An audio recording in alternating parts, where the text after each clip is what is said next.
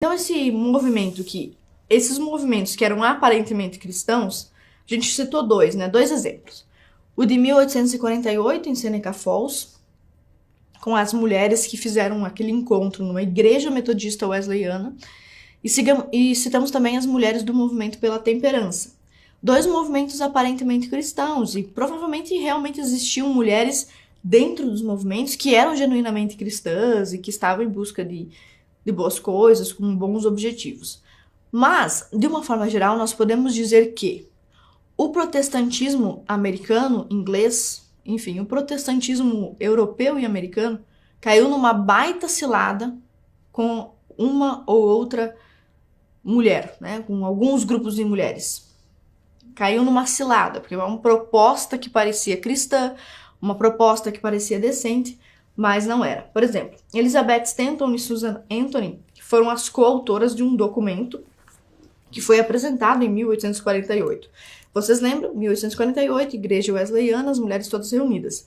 Olha como o que dizia este documento que foi apresentado pela Elizabeth Stanton e pela Susan Anthony lá em 1848, dentro de uma igreja, ou seja, o reverendo estava lá, a comunidade cristã estava lá, e esse documento foi redigido e lido, e que dizia o seguinte: o homem permite à mulher, na igreja, assim como na sociedade, uma posição subordinada, afirmando a autoridade apostólica para sua exclusão do ministério, numa aplicação pervertida das escrituras.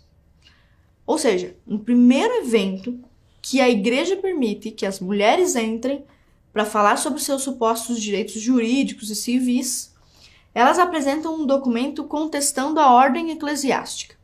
Na Igreja Católica, isso é praticamente impossível de acontecer. Não aconteceria. Primeiro, porque as mulheres não fariam esse evento dentro da igreja. Segundo, porque elas não conseguiriam chegar nesse ponto. Mas aqui dentro da igreja protestante, as mulheres estavam ocupando o espaço da própria igreja para contestar a ordem eclesiástica. Está afrontando a ordem eclesiástica. E um dos princípios cristãos que nós conhecemos de longuíssima data, desde a época de Jesus, de que o sacerdócio dentro da igreja é uma atividade exclusivamente masculina. Então você só tem padres, bispos, cardeais e papa homem. Você não tem as mulheres ocupando esses cargos.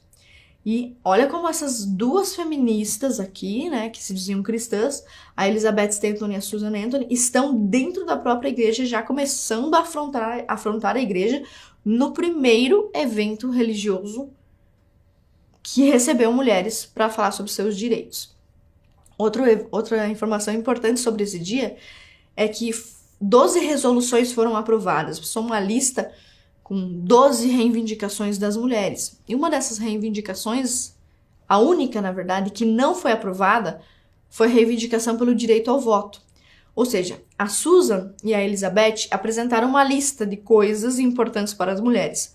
Direito à herança, direito à propriedade mesmo depois de casada, etc, etc, etc. As mulheres e os homens presentes concordaram com absolutamente todas as 11 resoluções que falavam sobre isso. Apenas uma dessas resoluções falava sobre o direito ao voto. E as próprias mulheres presentes votaram contra o direito ao voto. Elas foram consultadas e não gostaram dessa pauta. Elas foram contra incluir o sufrágio feminino. A Elizabeth e a Susan ignoraram isso e continuaram lutando pelo sufrágio, mesmo as mulheres da primeira convenção que elas organizaram terem dito que não se interessavam por isso. Além disso, elas ainda incutiram em toda a sua pauta, desde o início, agendas anticlericais, que atacavam a ordem da igreja e os costumes da igreja, ou mesmo das pessoas que estavam ali, que eram membros daquela igreja. Então, é verdade que talvez pudesse existir ali no meio daquelas pessoas, aquelas 300 pessoas da primeira convenção de mulheres, muitos cristãos genuínos, mulheres verdadeiramente interessadas nisso, é muito provável.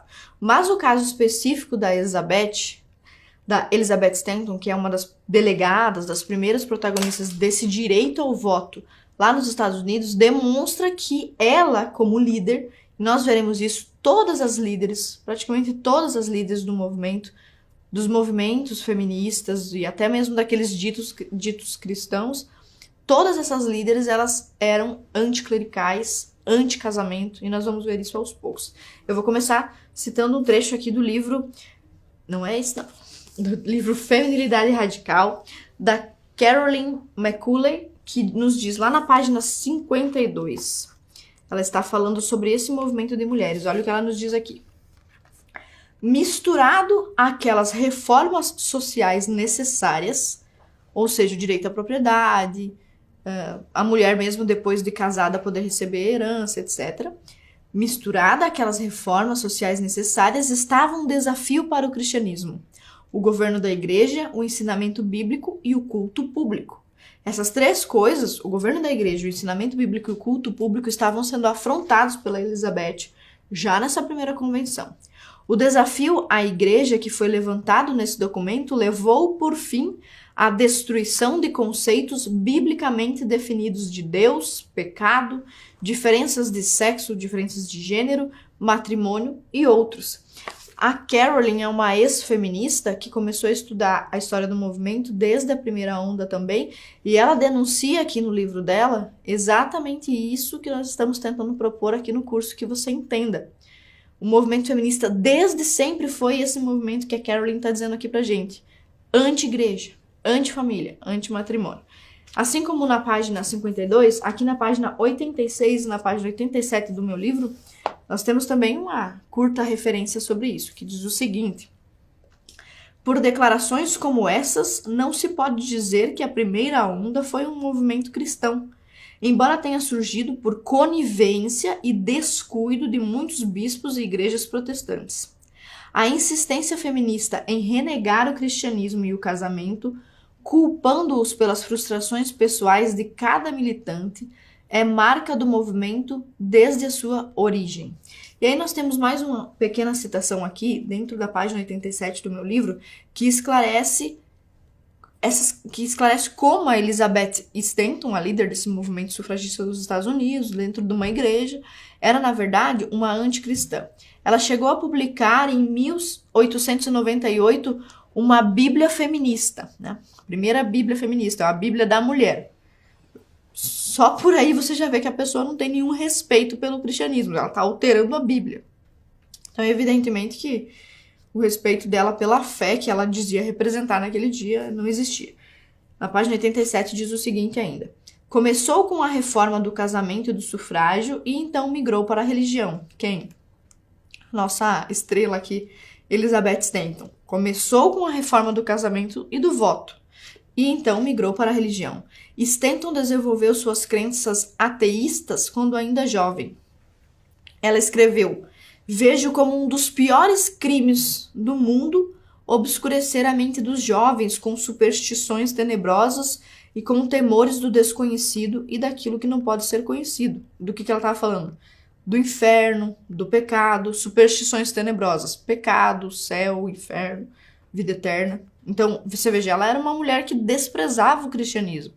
Então, quando dizem para você que o primeiro movimento sufragista, que a primeira onda do movimento era cheia, recheada de mulheres cristãs, de mulheres decentes, em defesa da família, não é verdade. Você pode pegar, por exemplo, só o caso da Elizabeth Stanton. Nós já falamos de outros casos também, como o da Frances, né, do movimento de temperança, que liderava o movimento, estava ligado aos fabianos. Então, em 1898, quando ela escreveu essa Bíblia feminista, ela já não estava mais preocupada em fingir que respeitava o cristianismo. Ela já tinha assumido aí as suas características meio ateístas e tudo mais. Então, o que a gente pode dizer, resumidamente, é que os protestantes e os evangélicos ligados ao movimento sufragista acabaram sendo usados, ou de uma certa forma, enganados. Existem duas informações fundamentais que eu quero que você leve aqui da aula sobre o movimento sufragista. São duas verdades que desmistificam muita coisa que as feministas dizem sobre a luta pelo sufrágio.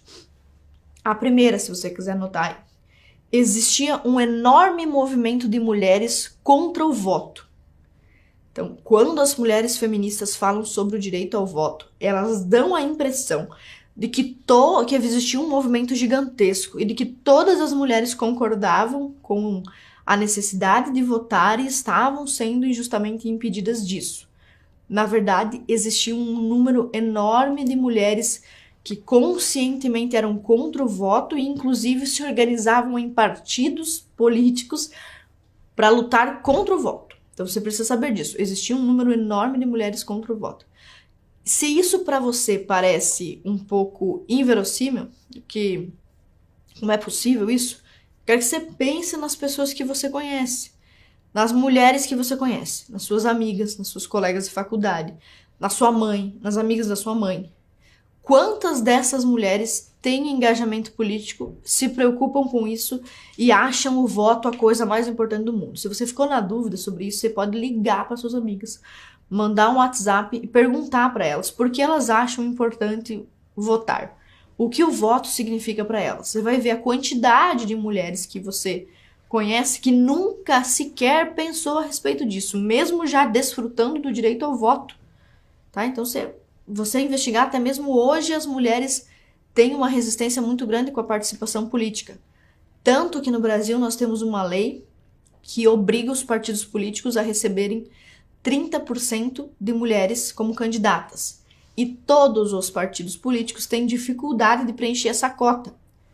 Eles têm que ir atrás das mulheres, pedir, implorar para as mulheres saírem candidatas. Elas não querem sair candidatas. Um número infinitamente inferior de mulheres está interessado em política do que de homens. Algumas pesquisas demonstram isso de uma forma mais sutil. Por exemplo, o maior número de usuários do YouTube é homem. No YouTube você tem vídeos sobre muitas coisas, evidentemente, claro, sim. Mas uma plataforma que disponibiliza conteúdos de política, noticiários, etc., história, com muito mais amplitude do que o Instagram, por exemplo, que publica coisas ligadas à aparência, à beleza. No Instagram, o maior público, a maior parte dos usuários é mulher. Então, são pequenos detalhes, sutilezas de pesquisas de todos os lados que demonstram que as mulheres, embora não queiram abrir mão do direito ao voto, já que elas já têm esse direito, muitas sequer pensaram a esse respeito. E se hoje, em 2020, poucas mulheres pensaram a esse respeito, e poucas mulheres levam isso a sério, imagine em 1910 ou em 1850.